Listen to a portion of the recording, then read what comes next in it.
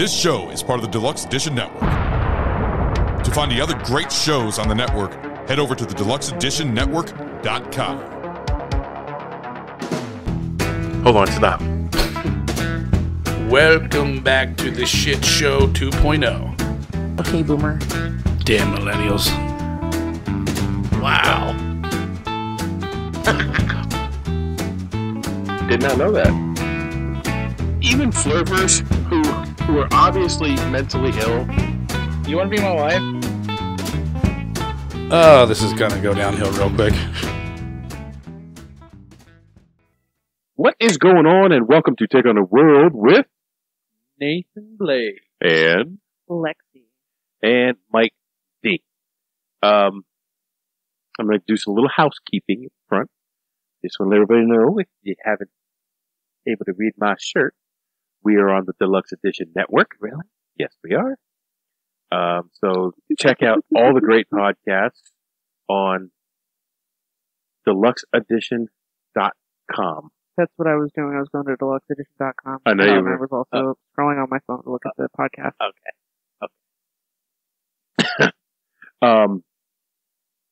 And Deluxe Edition is a group of podcasters, all doing different stuff, but coming together and helping promote one another. And there's some great podcasts on the Deluxe Edition. So make sure you go check them all out and then come back and listen to us. Yes.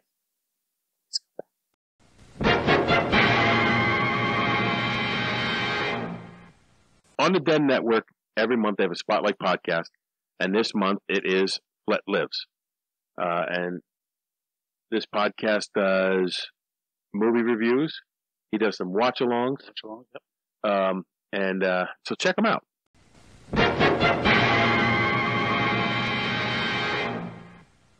I think when we tape this weekend, we're doing Dr. Murder. No, shit. World War II serial killer. That's a really good one. It is. It's really good. So Yeah. I'm looking forward to that. I've been researching that for a couple of weeks because John's been away on his elk hunting excursion, which I did not go on this year, and I cried about it. Yeah, Trust. so this year I have a friend to cry with. Yes. Hopefully next year, Nathan and I will both have the money, and you have to get a bow. You can't take the crossbow out there. I have one. No, not really. Oh, sorry. Anyway, Nathan and I will both go on an elk hunt if it's possible. I don't know. If not, too bad for you, Nathan. I'm going. And it is an expensive trip, but it was well worth it. I had a great time. And tune in to hear John and I talk about his trip this time. There's some more moose talk and Mwah. other stuff. So, That was my moose call. moving right along to today's topic, I asked Nathan, hey, dude, what's your favorite video game of all time? In fact, what are your 3 favorite video games of all time? And I proceeded to have a meltdown and unable to choose. Because he is a gaming nut. Like, Absolutely. I like gaming. He's a gaming nut. She's a gaming nut. It's in here, actually, at the end where I'm like, oh, here are some other ones that I like, but didn't really like make the cut. I'm like, who chooses 5? Yeah, I know. Who chooses 5? I mean, we could have done a top 10, we'd be here all night. Yeah, but well, Oh, yeah. that's the long form. That's definitely long form. But so I limited us to 3, top 3 favorites, and then 2 honorable mentions. And as I look at Lexi's page, she has like 15 honorable mentions, which is okay because I have another one that I could throw on my list. Well, I mean, you can see that. Don't look at it, Nathan, but you can see that last one. It's just kind of like, we're already talking about one of them, I'm sure, so. Wow. So we'll do it round table style. I will go, and then you or Nathan can go, and then when we do after we're done with our top 3, we will take over the floor and talk about our runner-ups. How does that sound? Okay. All right. Gonna descend into chaos immediately. So I'm going to start. I don't know. Because- Mine's not going to descend into chaos until later, Nathan. I am older, and I am the CEO and I am owned. chief bottle scrubber. Fish.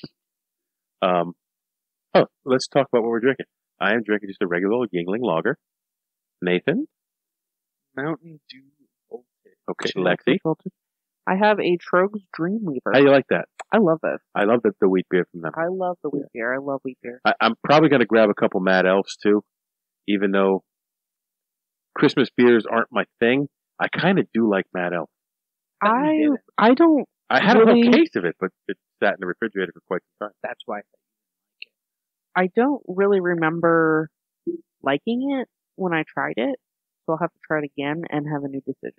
Maybe you should sit with me and John and do a review of Mad Elf. Yeah, maybe. I think I'll pick one up for this weekend. I'll be extremely hostile. I can't do this weekend. I know. But anyway, I'll be extremely hostile with John. It'll be great. Yeah, it'll be awesome. So, top 3 video games. I'm going to start, and these are in no particular order. There's no number 1, number 2, number 3. It's just these are 3 video games that either for nostalgia or for just how much I played it, or a lot of it's nostalgia for the first one actually. Nostalgia or nostalgia? But the ones that I picked as I'm going through, I realized have been on the top video game list Of all time. of all time. Yeah. And so I am just another cog in the wheel for real. So my first one is Final Fantasy VII. Amazing game. Ooh, what a hot take there. Such a good game. So Final Fantasy VII was so good they actually remade it 2 years ago and re-released it. Yeah, the second part of the remake either just came out or it's coming out soon. I think it's coming out soon. I have the first part. It's very good. They changed some major stuff in it, so we're not going to get into it, but I think it's good. So I am not a huge fan of turn-based RPGs. However, back in the day, in the cartridge days, I loved this game. And actually, Rob, who doesn't even play video games anymore, played this game. And we both played it. Yeah. Like crazy amounts. I played this on a PlayStation console. So it wasn't a cartridge based for me. It was a CD disc. And like 7 of them. there was a reason for it. 4, I think, actually. And I get to that. It came out in 1997. As I said, it's a turn-based RPG. It was developed by Square. The basic story is Cloud Strife is the main character. He's on a quest to stop the mega corporation from using planets' resources, life essence as an energy resource. Was a leap forward in graphics that necessitated the departure from the cartridge to the CD-ROM because the cartridge couldn't handle the file size. It was just like all the cinematics and like the summons and stuff took up so much space. Yeah, it was crazy. This was the first Final Fantasy in the Final Fantasy series to use full motion video, 3D graphics over pre-rendered CGI background. And I'll tell you what, from going from cartridge to this, it was amazing. Because I played the Final Fantasies prior to this. Yeah. Final Fantasy 5 and 6, I believe. Don't think I went to 4. But 5 this is very, one, very popular. Yeah. This one was the bomb. Oh, yeah. It sold over 13 million copies worldwide. And like I said, it was so well regarded that they remade it and re-released it in 2020. In 2002, it was ranked the second most influential game ever made. I don't know what list that was on, because this list. Oh, no, but yeah. it's definitely up there. It's one of the ones that, like, because this is the move from cartridge to CD-ROM, and then, like, you have a game that is The Legend of Zelda, which, like, Ocarina of Time or Majora's Mask, which were, Ocarina of Time was, like, that was this game, but for a cartridge.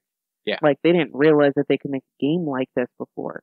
And, like, this is, like, kind of the same thing where you're going from a format where you have a really amazing, great game like Ocarina of Time, but now we can do this instead. Yeah. And this is like their show off. I like it. So now my question to both of you, have either of you played this, either the remake or the original? Yeah. It is a sin. I have not. I have played a little bit of both. I played the original, I think. Because we had that PlayStation here forever. Yeah, I Yeah. think one of my friends had it. Like, they borrowed it from somebody, and I borrowed it from them. But I played Final Fantasy VII, I played Final Fantasy IX, and I played Final Fantasy VIII. Oh, then I have a question for you later when I get to my honorable mentions. I've played one of the more modern Final Fantasies, but I actually have a question for both of you. Do you know why the series is called Final Fantasy?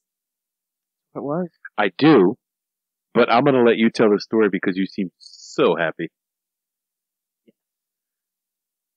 So, for those of you out there who don't know, Square Enix, before they made Final Fantasy 1, were going bankrupt. The company was going out of business. I think at that point they were either Square or Squaresoft. I Yes. think it was still Square. I'm not I think sure. it was Squaresoft. Actually, 97 is still Square. It wasn't Squaresoft. Regardless. But, so, they thought, well, let's have one last hurrah. They put all of their remaining resources to one last game, and they thought, what do we name it? Well, it's probably going to be the last game we can make, so it's going to be our Final Fantasy. They said, that's the name. Yeah. And then Final Fantasy proceeded to be such a fantastic loved game. Well, the series was a hit from the beginning. Oh, yeah. Oh yeah, Um, it brought them out of bankruptcy. Yeah. Amazing. And then, oh my god. All the other stuff that they go on to do, insane. so who's up next? I will go only because I have to piggyback off of Dad's. Because I'm just going to talk about the one. The one that, like, I really, like, have no idea how to talk about it. So I didn't actually... Ooh, sorry, I got excited. Oops. I didn't actually write down a whole lot about this one because it's... You know it off the top of your head? Yes, but also it's like there's too much to talk about. Like, I'm not going to be able to talk about everything. So I picked out, like, a couple of my favorite things. And since we already talked about, Final Fantasy and Square and how, like, all that stuff, I figured we were already going to talk about that. So I didn't really have to put Okay. it. Especially because I make up for it with my honorable mentions. Because I just love all these games so much. So the first game that I'm going to talk about, and mine are also not in any kind of order or anything like that. I'm trying to read. I can't read it. They're not in any kind of order or anything like that. But Spit it out, woman. the first one I'll talk about is the Kingdom Hearts series. Oh boy. I should have known. The first game came out in March 28th, 2002, and it came out for the PlayStation 2. Which we didn't have. We did not have. I played it at one of my friends' houses, and then when we got the PlayStation 3, I probably played it in, like, I would say maybe... That was reverse. Ours was reverse compatible. Yes, the Yeah. first one. I think the first time I probably played it was, I would say like the mid-2000s, maybe like 2006 or 7. That sounds about right. Yeah, that sounds about right. Oh, Just a podcast therapy dog. Oh boy! 2007, Not for me. right at just enough at the right age where I could function a YouTube. controller and Delete my save file. It's happened. her end game save file. So, I played it a little bit later. But me and my friend were obsessed with this series. We were always on YouTube looking up, like, all these videos and stuff. Like, I have hundreds of hours into these games, probably verging on thousands, because now there are so many of them, and I've played a little bit of each one of them. And I've beat one of them. A little bit, yeah. I mean, the main games, I am in endgame or have beaten all of them. But, like, there's so many spin-off games, there's no way that I could ever, like, I'm just not that person. I don't have the patience. Some of them are really kind of dumb, and some of them are good, but I just don't have, like, the time to put into this series anymore like I did then. But for a summary, it has Disney characters, and it also has Final Fantasy characters, which is kind of why I wanted to talk about it, since we already talked about Final Fantasy VII. I remember your obsession Yes. with Kingdom Hearts. I just, like, hours. I don't even know. So, You went to one of the cons as a character for Kingdom Hearts. yeah, I had a wig, yeah. And it was what I loved it. It was just so good. I was so like immersed in it. Didn't you make a big sword too? Yeah, I started making a Keyblade. Yeah, I remember the Keyblade. I had a Keyblade. Yep. So I still love this series. Again, it's a lot to put into it anymore because the story is just so expansive and convoluted. There's so many retcons and all that, but essentially it's Disney characters, Final Fantasy characters, and some characters that are brand new for Kingdom Hearts. You play as the main character Sora, who grows up on Destiny Islands with his best friends Riku and Kairi. Tragic stuff happens. You get separated. Your best friend Riku goes to the darkness while you are supposed to embody the light. And there's a whole bunch of back and forth. In the end, though, you best all of your enemies with the powers of courage, love, and friendship. Oh, it's so nice. You do tons of anime things. You run into many, many tropes. And you also see tons of Disney characters that you know and love, as well as Final Fantasy characters such as Cloud Strife and Sephiroth. See, I never understood that with that game, how the copyrights, like, rolled over. So this is made by Square Enix. So when they merged, whenever the two companies merged, they all just had the rights. That's why there aren't Final Fantasy 1, 2, 3, 4, 5, 6 characters. Because at the time, those rights were all still tied up with Japanese and American stuff. Whatever politics go into that. So that's why a lot of the characters are the way they're in there the way that they are. And they did change some names. They took liberties. They changed like how people looked, their ages, stuff like that. So it's not all exactly the same. But overall, as convoluted as the story is, I think it has a really good meaning in the end because it's supposed to be like a really positive thing. Like even in the darkest of times, there's some kind of light that you can find. It's so sweet. The cool thing about this is it has the Square Enix style that you see in a lot of their, what's the word I'm looking for, like concept arts and stuff like that, where it still holds like a little bit more of like a cartoony style because they're kind of matching like that Disney look. But they have, well, first of all, they have Pirates of the Caribbean. So it's just like real people next to these cartoons and it's hilarious. Yeah. But they have like a lot of these like properties with Final Fantasy that are all kind of more like human looking people. So they kind of like cartoonize everything. And I never played it. No. I mean, you know, Square Enix doesn't know how to have a series without having 1,000 spin-off and retcon, so if you do want to play the games, just be aware that there's a lot to go into it. Everything with a grain of salt. Because sometimes you're like, what the fuck? And the community will afford you that salt because we are just as mad that nothing makes sense. I thought you enjoyed the madness. I do, but we also hate it. The last thing that I'm going to say is the soundtracks of these games are so good. They're some of like the best songs, as well as like the art direction, like I said. But some of like the best music, like literally will bring me to tears. The only other way that I can describe the music is that it gives me the same feeling that the Lord of the Rings soundtrack does. Okay. And that's why I love Kingdom Hearts, Square Enix, and most of the stuff that they make. Like now, are your list 1, 2, and 3, or is your list just these are the ones?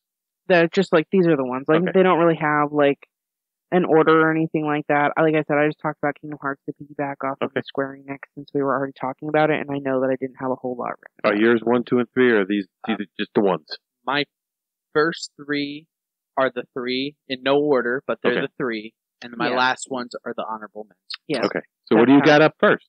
All right. Well, on my retro style handwritten notes that not even I can read. Up first is Team Fortress 2. I remember your obsession. No one here can relate. So Team Fortress. You also went to a con dressed as a character. He did.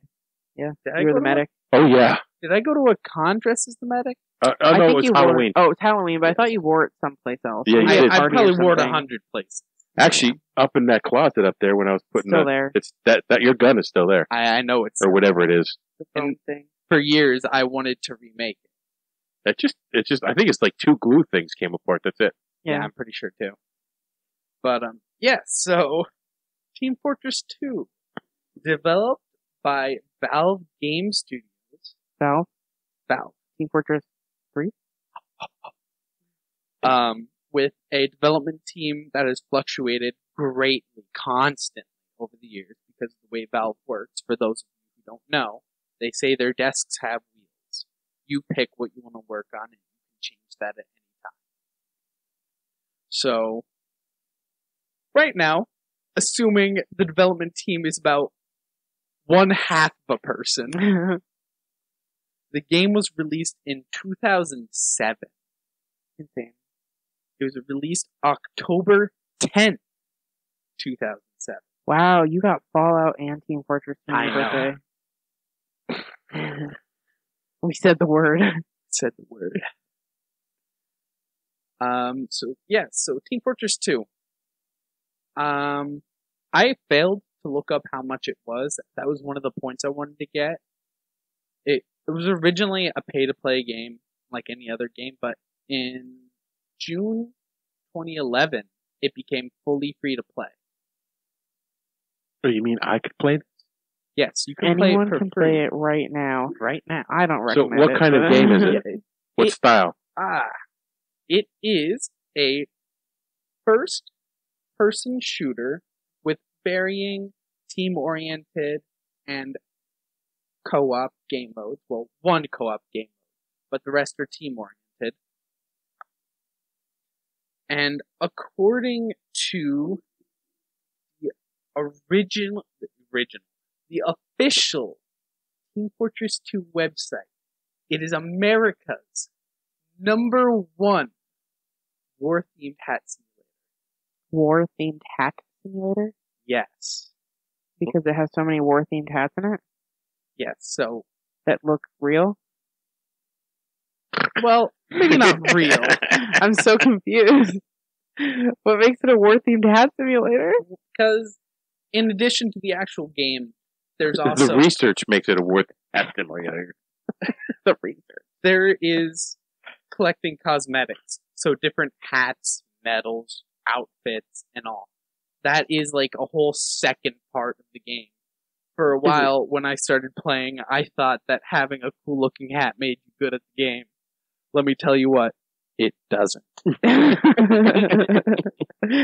you good at the game now? Now, I've looked over your shoulder while you've played this game. Yes. And I feel it like- is chaotic to me. I feel like it's like the pre-Fortnite. Yes, that's exactly what I got There from it. is beauty in the chaos, which that is one of my notes. Mikey, jump ahead. Yeah, Mikey, jump ahead. Finally got you with that. Mikey meander ahead. Yeah, Mikey Meander. But, so, it's a direct sequel to Team Fortress 1? the original mod for Quake, Team Fortress, and the mod... It was a mod for Quake? Yes. It was 1996 the mod was I played made, Quake. and in 1999, the mod was remade and is now what we call Team Fortress Classic. Wow, have you played it? I played Team Fortress Classic once when I was over at a friend. It is very different. Very bad. The age does show, but it was still pretty fun. Okay, you say the age shows, but it is in a way that you can appreciate. Like, I could play, right now, I could get on a computer, if I could find it, and play Wolfenstein 3D, and the age shows on it, but I still love that game. Oh, but that's I love the way Wolfenstein. that's because you played it before. Like the reason It's that you nostalgia, still yeah. love it, like the reason, like for you, it's like I want to know, like, do you like the game as it is, looking at it for like an older game? Because I think it's different if you play it before and then you say like, you know, this still holds up. But I you would buy have something to look at. Wolfenstein. Oh, absolutely. Would you buy Team Fortress 1 Classic, whatever it's called? I might just To have it. to have it. It looks Oh, as a like collector. it looks like every early An Source antiquer. game ever. Like you look at Half-Life 1, that's what Team Fortress Classic looks like. That early attempt at realistic looking graphics. So moving on. Yep. Hold on. I'm lost. These are terrible notes. He just shut me down. Yes, I did. Carry on. I see all three on the back of your paper. Good luck reading them, though. I do. I see the names. Shut up. I see Shut a up. word. A word? No way. So, Well, I can only guess because I see what it kind of looks like, and I know what the first thing you said about this game was. So, beyond the cosmetics, there's also weapons. Everything's customizable about your character, pretty much. You can change your weapons, and each different weapon has its own ups and downs, side grades, upgrades, downgrades, and it has that, which is one of the things. Side grade. It means that it's like the same, like it's just as good as what you have, but it looks different or something. Okay. Yeah. I thought he was making up words again. No, I'm not. People have already made these words up for me. Okay. So, that is one of the things that I always loved about the game. The being able to change your outfit or being able to change what your weapon is. Like, oh, cool, this weapon's a flamethrower, but this one shoots lasers that explode.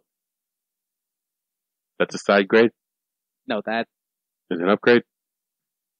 technically. Nothing is just a straight up upgrade. Okay. Except for one thing in the game, but I'm not going to go into that. So yeah, but as you were jumping ahead before, that chaos, the color, the sound,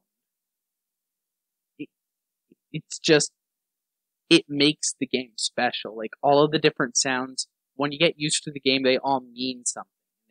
Most of them mean important things. The characters screaming, whatever, calling for a medic, or this, that, it all comes together to make this beautiful monstrosity. It is a monstrosity. It is. And I was talking to one of my friends. There is this specific sound in the game that is like the most ultimate dopamine release ever. This is a dopamine release. Oh, It is. You're not wrong. But it's just, it all comes together to make this beautiful masterpiece. And it's 2007. It's 2022. So it's held the test of time. For you, at least. For me, at least. The game, it's been in a better condition. It's not in amazing condition right now, but there will always be people playing it because of these things. The art style, the cartoony, 30s setting, art style, there's always going to be people who appreciate this game. 10-4. I know you love this game, and that chaos drives me crazy. Because something you'll notice about my list is I like playing by myself. Yeah, me too. I don't like multiplayer things the way you do. And I know that's how you socialize with peoples. Frankly, I'd rather sit and play my next game for hours and hours and hours by myself than talk to anybody. Okay, that's fair. That's fair. So my number 2 on my list is Fallout New Vegas. Good pick. I am going to expand that because I didn't explain this before. If I mention a game, or if Lexi mentions a game like she did, I am talking about the franchise as well as the specific game. New Vegas is my favorite in the Fallout series. Same. Now, this is what I said yesterday. Okay. I wanted to depth on a little bit more of the other things because my first 2, and kind of my third one a little bit, it's a little bit more, but my first 2, I didn't really do a whole lot for because the next one on my list is one of 2 Bethesda-owned series. Only because Fallout and Skyrim, or not Skyrim, Fallout and the Elder Scrolls, because Skyrim is not actually my favorite Elder Scrolls game, Oblivion is. Yeah. But regardless, Fallout and the Elder Scrolls they consumed so much of my time that they have to be on the list. And the gameplay is similar. Yes, it's similar, not exactly the same. Different settings. There are definitely different things. There's some things that exist in one that don't exist in Right, like there's different lore and everything like that, and that's why I love both the absolutely. series, because the lore is so good. Yes. But, so anyways, this is also whatever you say, and I will also Ditto. say, yeah, so then Nathan can go to his next one. So Fallout series is a post-apocalyptic RPG video game, if you don't know. It's, in my opinion, one of the best open world games. I know Fallout New Vegas, if you do every single quest, side quest, and building, you will play this for hundreds of hours. Which I love about it, because it's the money you put out for the game, you get your money's worth in gameplay. The series has been developed by several different companies. It's been a Bethesda distributed game. 2004, 2006, or 2006? 4. Because that's when they started developing. Yeah. Sorry. So subsidiary. Sorry. It's a subsidiary of Interplay. Black Isle Studios developed Fallout, the original, in 1997, and in 1998 they did Fallout 2. Fallout Tactics: Brotherhood of Steel was developed by Micro Forte and 14 Degrees East. That game hardly exists. Right. Don't talk about that is known as one of the worst in the series. I have not played it. I own it. I Sadly. would never play it. I do own it. I have not played it. Yeah, we both got it. Yeah. So, Interplay shut down Black Isle in 2004 and developed Fallout Brotherhood of Steel without Black Isle. And that is the worst. Yeah. You can see why. Look at it. So, One. Fallout 3 was released by the Bethesda Softworks. This is where I started playing. This is where I started playing. In Fallout 3. What?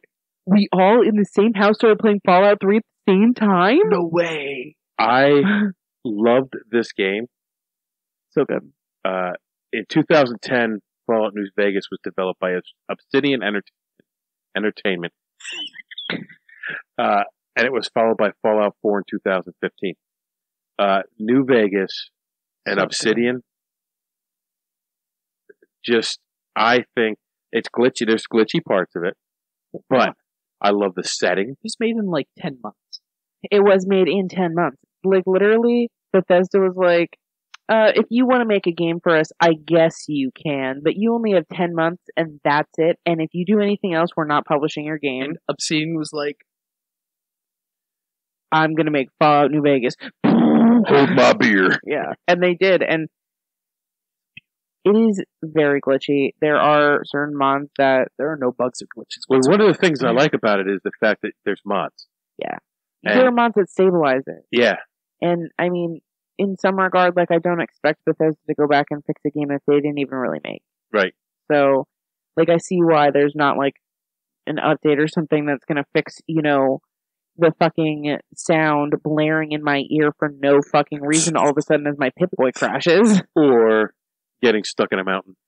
Oh my god. I will say, a couple months ago, like early this year, Bethesda did just randomly push out an update to all of the old, to Fallout 3 that fixed a couple bugs and got rid of a few outdated dependencies. Well, that's nice. I like that. Random. I mean, maybe that was, you know, like Result of COVID having nothing to do. We played this, I think I played this originally on the Xbox. Fallout 3 was on PlayStation. Was your Okay, PlayStation. Yep. Then. Because I remember Oblivion was on the Xbox. I remember you brought it home and you set the box down on top of the PlayStation. I said, "Oh, Fallout, like Fallout the Ring, like a boxing game." No. How naive. So in 2018, they Spyfire? released Fallout 76, which was not well received. I however, enjoyed playing it. I Okay. like playing in. Have you guys played the Steel Dawn? Still done? 76? Yeah, No, I played it. haven't. He didn't. He wasn't able to. Did you like it? I didn't do too much of those. I'm just kind of doing my thing. I don't, even with the pit, I don't really enjoy that. Yeah.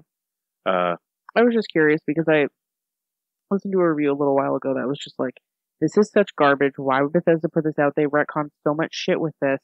Either 76 is not canon in the Fallout universe, or you're retconning literally the entire Brotherhood of Steel. There is holes in. And so I was kind of like, oh, I see. But they don't actually connect this Brotherhood of Steel with the other Brotherhood of Steel completely. They just showed up. To me, it seems like somebody heard about the Brotherhood of Steel and thought, hey, let's do our own. Yeah. And somehow they got power armor. I don't know. Yeah. Yeah. Because, like, I mean, I don't look that deep into the game. I look more at, do I enjoy running around the world, killing things? The only thing I don't enjoy about 76 is a lot of things that are very hard to do on your own. Yeah. It's like you have to play with somebody else. to play with someone else. I don't particularly like that. That's why I never got into 76. Well, now that I'm getting back into it. Yes. Well, I saw Eric was playing the other day. Nathan jumped on. I tried to give him a bunch of stuff. I can't give him anything. Too low level. His level's too low. So I'll have to jump on with my other character because I have some stuff with that too. So yeah. And I started a new one just to be the same level as you. Okay. Speaking of the Brotherhood of Steel, I think the Mojave chapter might be my favorite chapter of the Brotherhood of Steel so far. I always... Because I love Veronica. And I love the story with Veronica, Elijah, and, what the heck is her name? Christine. Is that her name? Christine? The one in Dead Money? Yes, Christine. When we first got these games, when I first started my first playthroughs of all these games, I was too young to really understand most of the bigger concepts. I always liked the Capital Wasteland chapter. No, I love Capital Wasteland, but I always liked the Capital Wasteland chapter. I don't know if that's because I like their ideals, because it was like, oh yeah, help all the people. I'm a little kid. I'm like, oh yeah, help the people. Or if it's just, I'm a little kid, I'm like, these guys are so cool. They have big robot armor. They have big robot armor, laser guns, and they have big robot. Yeah, I don't know if it was that, and then just from that point forward, because that was my first exposure. I'm not sure. I just like the Mojave. Well, that's, like, New Vegas is based in Arizona, California, Nevada. And there was just something about that kind of the Old West feel of the game with a post-apocalyptic world. It just grabbed me. Yeah. I enjoyed it. Most people feel the same way about this game. It is described, it was set during the 21st, 22nd, 23rd centuries. The series. It's described as an atom punk retro futuristic world. You made that up. That was a bunch of words that you just threw together. Yeah. Atom punk. Retro futuristic. Yeah. Okay. It's culturally they're stuck in the 50s and they have a retro futuristic technology. Yes. In the lore, if you don't mind me doing a little bit of a deep dive. Do it quick. Social development stopped in the 50s and the microchip was never invented. So everything is radio tubes and like all the TVs are big tube TVs. Yeah. And even Fallout 4. Until Fallout 76, there was no color on the TVs. They were all black and white. Yeah. There was a global nuclear apocalypse in 2077. They referred to it as the Great War. And how things go in circles. It was a war fought between the U.S. and China over natural resources. Yes. Resource war. Atomically, genetically altered animals are scattered throughout the world. There's two-headed Brahmin bulls. There's supersized insects. Fev. It's the Fev. Mutated humanoids. Feral ghouls. The main story on New Vegas takes place in 2281. Not that far. Nope. 200 more years. It was RPG of the Year in 2011. Yes. Sold more than 12 million copies. Fallout has a cult following, and New Vegas is cited as one of the best games in the Fallout series. also cited as possibly one of the best games of all time. Yeah. Disagree. Stop that. That is my sales pitch on Fallout. And mine. So wow. Fallout was on your list. Yes. And it was New Vegas. It was, in my, like, semi-note, it was like, it's either going to be New Vegas or Oblivion. And, like, the things that we say about New Vegas are the same things that I would say about Oblivion. I like the play, I like the setting, I like the factions, some more than others. Really? Well, one of the things I liked about New Vegas is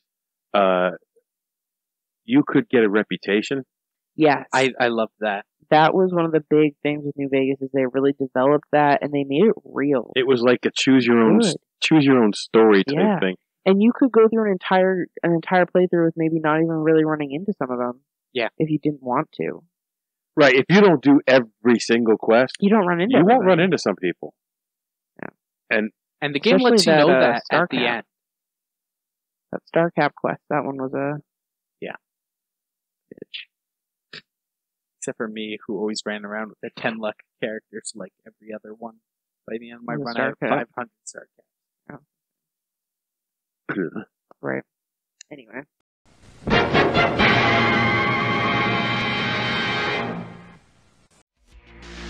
Hey guys, this is Ron. Do you like movies? Hey guys, this is Ragnar. Do you like alcohol? Hey guys, this is Stu. Do you like punishments?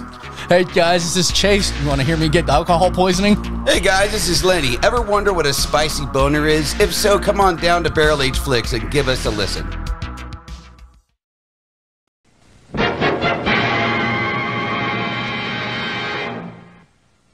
Nathan? Next, Nathan.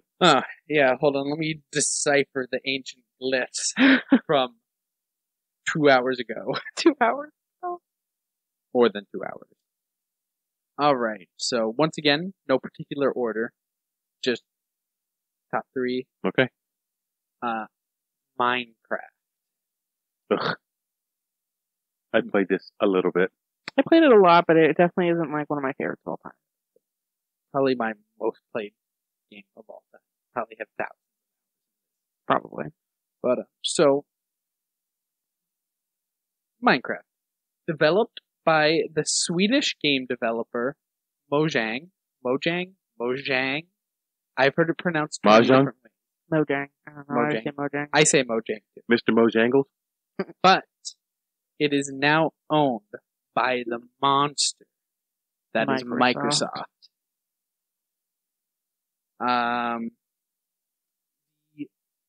The father of Minecraft.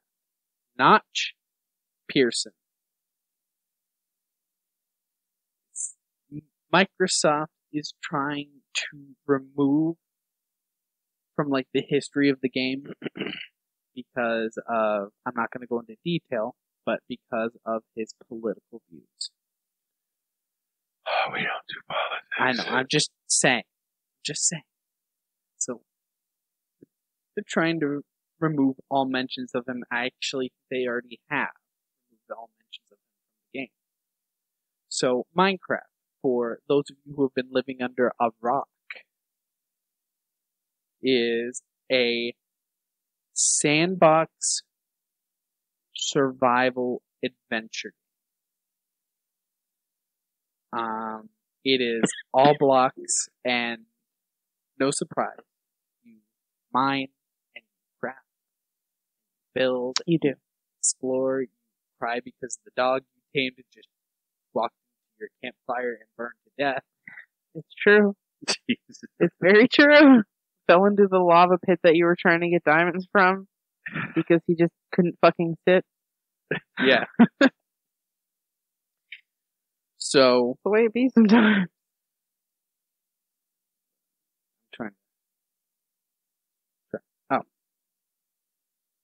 So, this is Minecraft is the evolution of the original game project called Cave Game Tech Test from May 2009. So, Cave Game, all it really was just this flat plane, like 64 blocks by 64 blocks wide, and 64 blocks down. That's not the exact number. You just making up numbers? Yeah. Okay. One top layer was grass, and the rest was cobblestone, and that's all there was. And if you walked far enough, you fell off the edge of the wood. That sounds I fun. played it in alpha. I played it on a web browser at school. Yes. So I started playing when it was in 1.8.1 beta in 2011. I think that's when I picked up the game. And let me tell you, for all you youngins out there, here's a strategy to sucker your parents into getting you anything. Yeah, here's the fucking strategy. Let your sister ask for it for fucking months, and then you ask once. Yes, you pester them again and again until you get yelled at, and you cry because you get yelled at, and then You've never gotten yelled at. You don't say anything for weeks. And then one day, you approach your dad and go, "Can I have Minecraft, please?" And your dad goes, "You know what? You haven't bothered me for it for a long time, for a while. So you know what? Yes." He sounds like a great guy. And I'm like sitting over here still don't have fucking Minecraft. I had to buy it myself. Well, that's because you didn't follow my simple strategy to getting anything you want from your parents. So yes, Minecraft has had countless versions. Like I said, I played 1.8.1 beta, and now it's in, I couldn't tell you, 1,000 versions later. But it has also had a release on just about every console. It's on PlayStation, it's on Xbox, it's on Switch. There's even a Google Stadia version. There's Pocket Edition. There's really only 2 versions. It was on DS. Yes, it was on versions. DS. Yeah. And now there's only really 2 versions. There's Bedrock and Java. The main difference is that Bedrock is the original game, the original code and everything, all in Java, the coding language, and then Bedrock is in C++. That's the main difference. Bedrock was built almost from the ground up, and now there is a huge Hence the word bedrock. Now there is a huge war between which is the better version. Did he just give me the shut the fuck up face? He just now there is a So I'm trying not to run on too long. Okay. So that is Minecraft. Yeah, I can keep on going. All right. So my number 3. This was hard for me to put one on the list and not put the other. But since we said 3, I will go with Metal Gear Solid. What's the one that you regret not putting on the list? It's an honorable mention. We will get there. Settle Lexi down. leap ahead. Metal Gear Solid is a game of stealth developed by Konami for the PlayStation in 1998. It's the 3rd game in the series. You play as a Solid Snake and infiltrate a nuclear weapons facility to try to neutralize a terrorist threat from Foxhound. Threat. A renegade special force unit. You make your way through the facility. That's enough. No more of that. Without being detected by enemies. If an enemy sees you, it sets off an alert mode. It draws more enemies in, and you have to hide and evade until the counter dies down. And then when the counter dies down, the enemies are no longer suspicious. During this time, you don't have a radar. There's great animated cutscenes. There's good voice acting throughout. Mailing's really cool. It sold more than 7 million copies worldwide. It is also regarded as one of the greatest video games of all time. Okay. And it helped to popularize the stealth genre. Yes.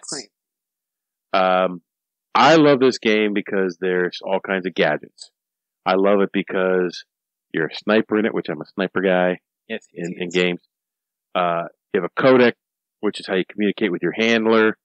You can disguise yourself as a cardboard box. Well, that's the best Hilarious. Yes, I love it. It's just funny. It's funny and cool. I love the stealth aspect of the game. The hide and evade rather than run and gun. This game stepped up to 3D from its previous games in the series. So the other games in the series were 2D. Although this is still played from an overhead mode, like the other games. So you don't see the 3D unless you back yourself up against the wall, or you crouch down, you're looking through sights. So it was like What, 2D plus. Yeah. Some people have taken to calling it 2.5.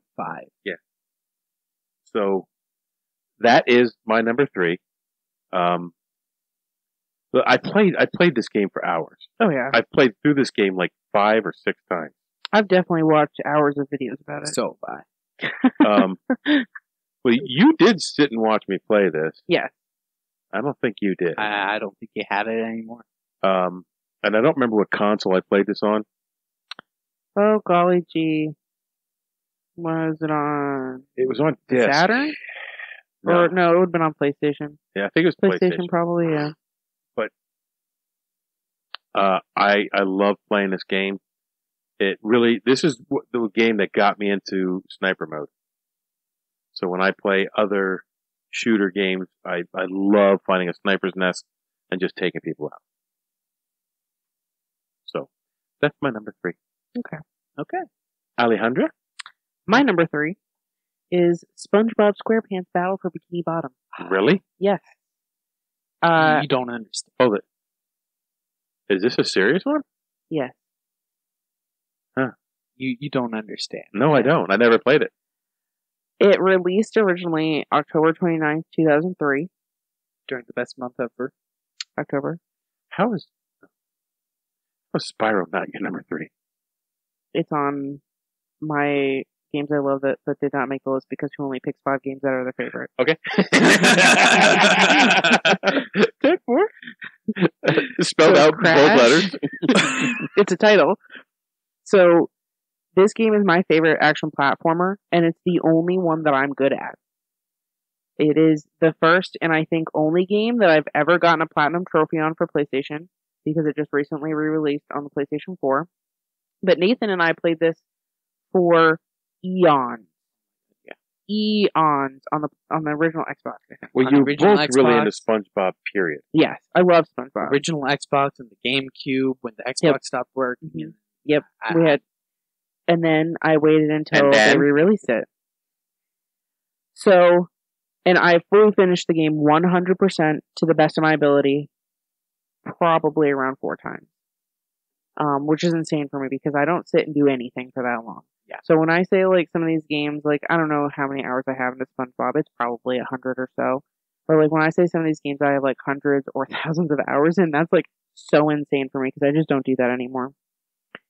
So they're fun and challenging jumps, and some of them even feel impossible. There are some jumps that it's like, this is notoriously one of the hardest platforming jumps, like in a 3D platformer or something like that, like crazy stuff like that.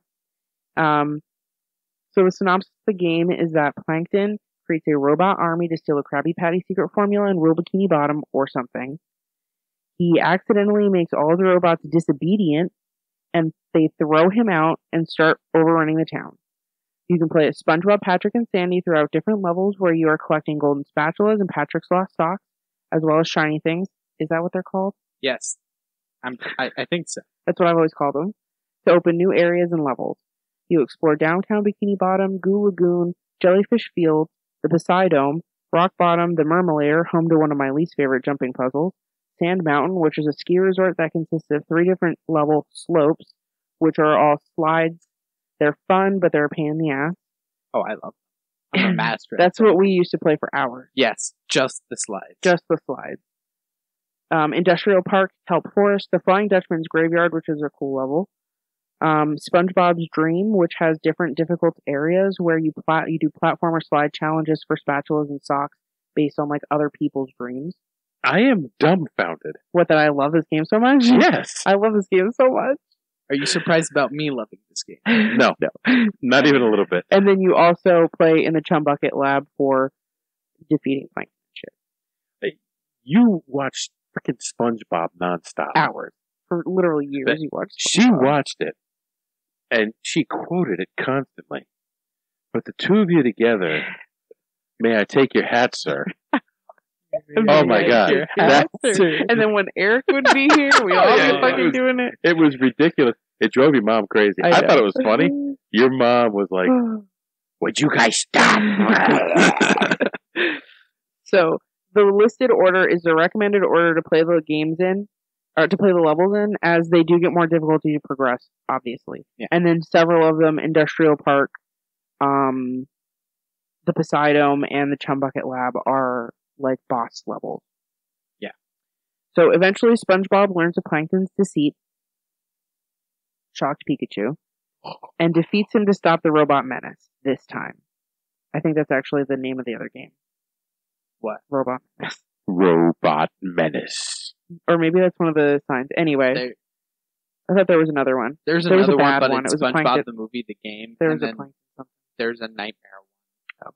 So anyway, most of the main cast sounds alright. Some of them are their real voice actors, and some of them are not. And they're kind of hilarious, but the game is so fun that I just giggle when the characters sound different because it's like one of those cheap knockoff voice actors or something. Yeah, Because they just couldn't get the real one or something like It's that. very funny. Hi, I'm Patrick. Patrick's pretty good. SpongeBob is Kenny, what's his name? He is his original voice actor, Yeah. and Sandy is pretty good too. I think Mr. Krabs is a little weird. Squidward's pretty good, but Mr. Krabs is one of the funny Mrs. ones. Puff is hilarious. They tried. They tried. They did, Give and them I their love credit. them. I love them But anyway. it's- So there's still sound effects that you would expect to hear from the show, and they even have like music and stuff that you would hear in the show, stuff like that. Yeah. And even the repeated lines from Patrick when you give him socks make me laugh. He calls the golden spatula a golden back scratcher, and when SpongeBob corrects him, he says, "I don't speak Italian," and I don't know why, but it gets me almost every time.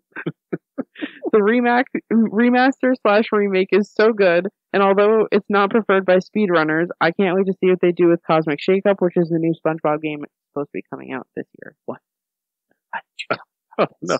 Why didn't you tell me that? How could you leave your brother in the dark about a SpongeBob game? Because I'm not sure about it yet. I haven't seen a whole lot about it, but I've seen nothing. I haven't even heard of it until just now. yeah. Breaking news. Cosmic Shakeup. It looks like it's going to be in space, so that's kind of weird for SpongeBob, but we'll see. The cover art looks really cool. It's really poppy. It has a lot of cool colors. But I love this game. I played this game, like I said, for at least 100 hours. Even just on my PlayStation 4, probably more with however much time that we spent on it on the Xbox and GameCube. It's just one of those games that I think of it and I remember it really fondly. Just like the other games that are kind of on my follow-ups or my runner-ups for my honorable mentions. I love the games. They all really mean something to me. It's just this one I have such good memories, and it's one of the few things that I have really good recent memories about. I don't know, I just haven't really loved a game the way that I used to love games. So something like this is really, really nice to be able to just throw it in my console and just be able to play it whenever I want. Okay. You like what you like. I love it. It's a good. I mean, some of my runner-ups to my runner-ups would be games that some people would not like. Pong, Tetris. No. Pong's on his And- list. I saw his face. E.T. Tennis I played E.T. for the Master System. I played E.T. and Atari. The game It was a horrible game, but single-handedly ruined the gaming industry. Made in 3 weeks, though. I know the story. Give me a number 3. Okay. Now, this one, if I had to pick a number one, this one would probably be I know what this one is. Hollow Knight. It's a vile, hideous game. You couldn't. One of the bosses in the game. Earliest. It took me literally 8 hours. I can imagine. I would not. Hollow Knight is one of the games that if you like this kind of game, so you go ahead. Yeah. So I do enjoy the game, but the music's nice. I like the visuals, but oh my not God. The visuals are actually really cool. Yeah. I'm gonna let you talk about it.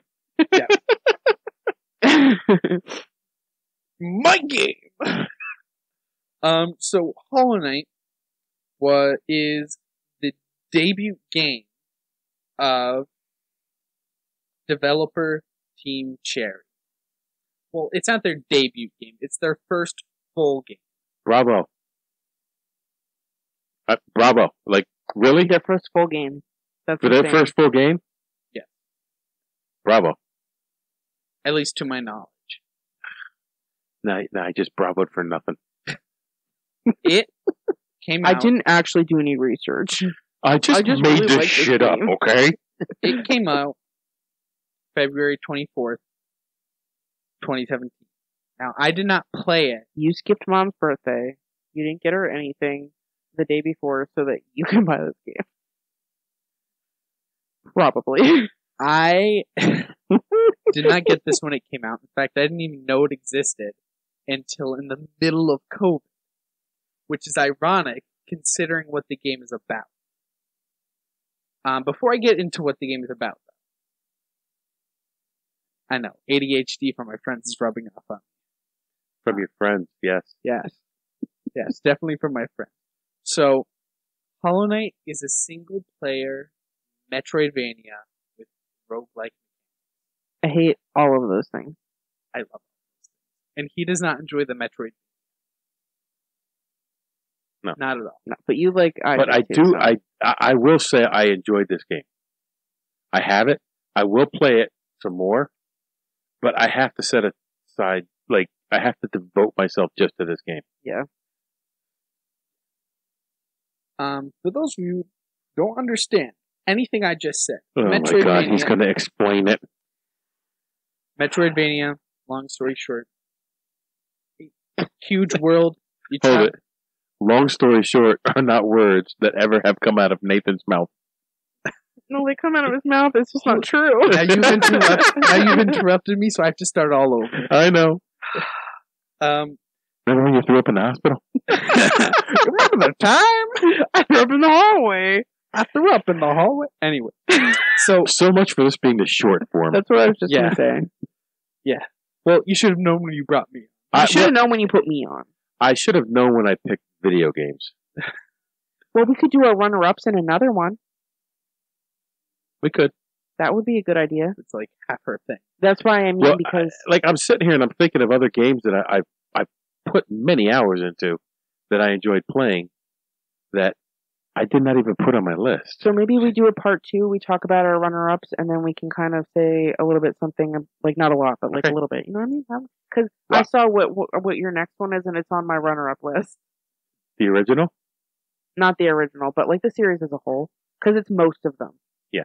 It's like everything after the second Look one. at that. Runner-up. Wow. That one's not bad. Oh, we just skipped right over Nathan. Anyway, sorry. Go ahead, Nathan, finish up.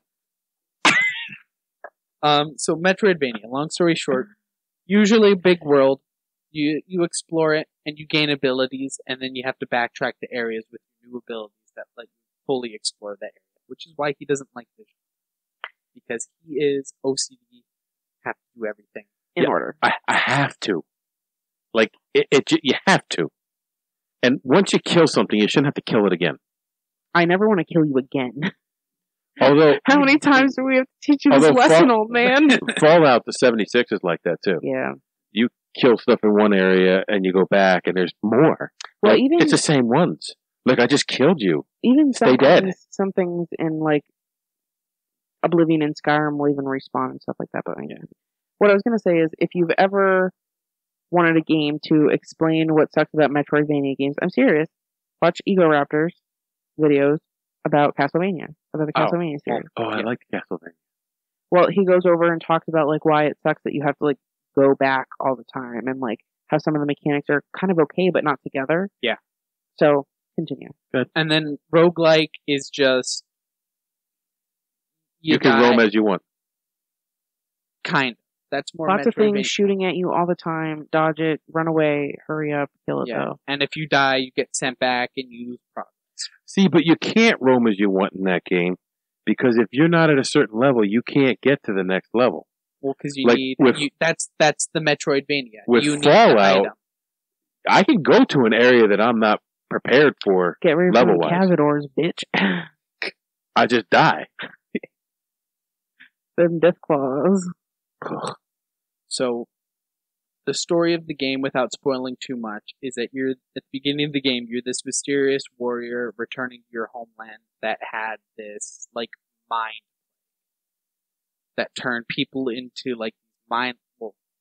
Because in the game, everyone's bugs. It turned them into mindless bugs that roam around and throw themselves at you and attack you. And without spoiling too much of the game, you're trying to undo that. So, this game was an absolute hit. Like, How many copies did it sell, Nathan? I didn't do that much research. Okay. I'm not like See, mine is all just nostalgia and like why I love things and how great everything is. Nathan's is just like I did do And mine's I did a little bit of research. I went, checked all the reviews, and then tallied them all together, and then got the average. And on average, it was a 9.1 out of 10. Okay. So 9.1 out of 100. Nathan shoots me. And that comes at my head. No. Game has had 4. Well, they call them DLCs, but I see them more as content. 4 huge free DLCs. It's. Let's see. Would you say that they're downloadable content updates? Yes. But if you were to buy the game now, they're already in the game. They're already in the game, homie. And each of them add tons of new enemies. Some of them add new areas, new ways to play. Some of them do bug fixes, some tweaks. But all free, adds hours upon hours of content. This is a game that's easy for me to get lost in because of the art, the sound design. I do like the art. I love the sound design. Yeah. Those are two things. And like that I hitting know about it. something, the sound and the way your character reacts. I do not like the keyboard controls. I can feel the response. Well, I made you play keyboard because I was a fool and played keyboard first, and I can't play it any other way. Apparently, according to everyone I've talked to, I'm an idiot playing. It's probably a lot easier on a controller. A controller would be so much easier for this Does game. it have diagonal movement? Yes. It was not made to be played on a keyboard.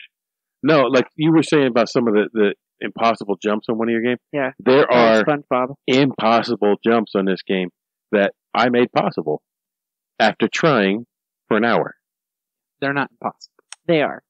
There's a lot of They are nearly impossible. There's a lot of unique movement mechanics. Like you have to use your weapon to jump on spikes, jump off of enemies to gain extra jump height, and it gets kind of more complicated, but it becomes more natural as you progress. It'd be more natural if you had a joystick. Okay, maybe it would, but I had to suffer, so now you have to suffer.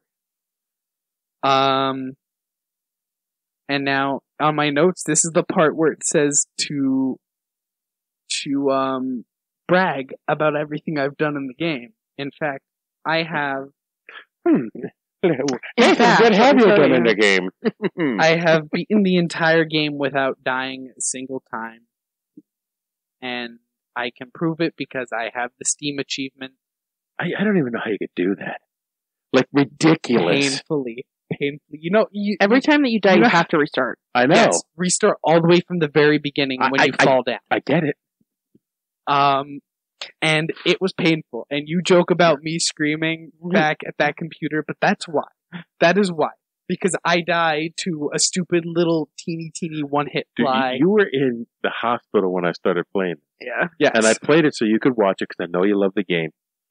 And I don't know how I didn't explode. I didn't know either, because you don't want to explode in front of me. But I have beaten the entire game in one life. Not one hit, but one life. I have beaten the entirety of the boss rush mode, which is every single boss in the game, but stronger, in a row without dying. No break. Well, that's stupid. That's just dumb. There's a couple breaks. And I've done that. There are 3 things I haven't done in the game. 3 things. That's 3 achievements. 2 of them are once per save file thing, so once per a run. So 3 as in one more than 2? Yes, well, I'm going to get to the 3rd. So 2 are once per run thing, so I just never chose to do that option to get that achievement. The last one. I've beat the game in 20 minutes. I think the other Beat the game in 20 minutes? Yeah. It took me like 8 hours to beat one boss. Well, my first run was almost 80 hours. And then the other one was beat the game in 5 hours, I think. Something like that. And then the last achievement I don't have, next to the other 2 once per save file ones, the last achievement I don't have is 100% the game. So get 100% on save file in under 20 hours. Yeah. If your first run was 80 hours, I can't even imagine. But that first run was 112%. Which the way the percent works is that that's not even possible. Because of the DLCs, the DLCs altogether account for 12%. Dad doesn't like it anymore. I know. So I have the 112% the game achievement. I don't have the 100% achievement. And that's weird. I was working on it before the surgery. I was hoping to get it. And that is why I knew I'd make it through the surgery. Because I can't leave this planet without getting all achievements. I can't leave this planet without getting all the achievements. So, I am very proud of my achievements in this game, but I don't have all of them. Well, I have all of them in SpongeBob, so you're welcome. Thank you. So is that your 3rd? You done? That's my 3rd, my 3 main ones, and then I have another side. We're not going to do that. Okay. We're going to do a part 2. We took on our 3 favorite video games in our lifetime that we've played. Now you go take on the nerds, the world, the playground. Still working on that one. Still working on the name. So much for short format. Not too long. Over an hour and a half. Okay, well, we're gonna cut it down. No, I'm gonna put it up just like this. Oh, okay. Have fun, everybody. All right, enjoy. Come back, because we are gonna stay here, and we're gonna tape our honorable mentions right after. Thank you. This show is part of the Deluxe Edition Network. To find the other great shows on the network, head over to thedeluxeeditionnetwork.com. Hold on, stop. Welcome back to the Shit Show 2.0. Okay, Boomer. Damn millennials. Wow. Did not know that. Even flirters who are obviously mentally ill. You want to be my wife? Oh, this is gonna go downhill real quick.